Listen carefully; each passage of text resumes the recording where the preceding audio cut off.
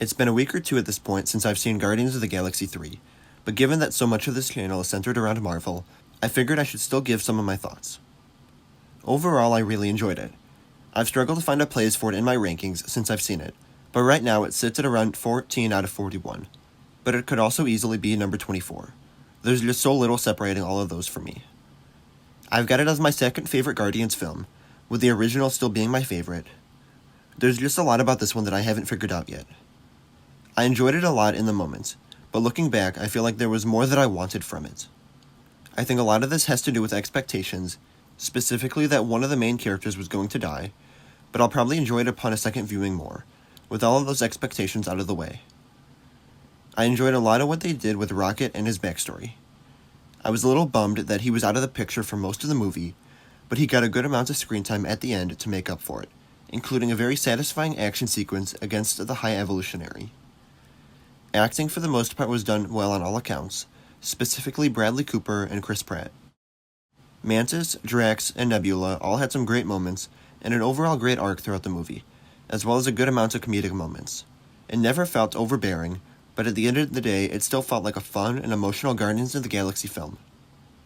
I was a bit surprised with the route they took with Gamora, but I enjoyed her being back in the story, and I'm interested to see where she goes from here.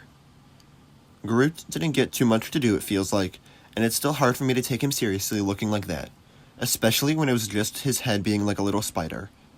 But he was still good here. I really like the way they wrapped up the trilogy and the character stories, with Peter going home to see his family again, and Rocket leading a new team of Guardians. Since this is the last Guardians film, I don't know where we'll see their stories continue, but I am a bit worried about how it'll feel with the James Gunn being done with Marvel and moving over to DC. I think his vision and abilities is what made this trilogy and these characters feel so cohesive and emotional, while still telling a fun, action-packed family story. There were a few things in the film that kind of just fell flat for me, but my main complaint that I think I would have for this film is how Adam Warlock was used. I'm no expert on the character, and I still think Will Poulter was a solid casting choice for him, but I was expecting so much more from this character that I had heard so much about.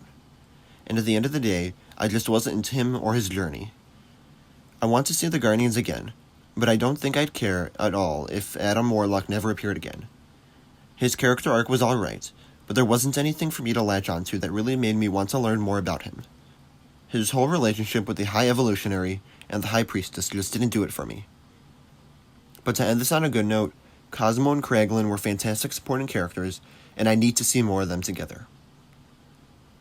Let me know what you thought of Guardians of the Galaxy Volume 3 if you've watched it for yourself, and where it ranks among your favorite MCU movies.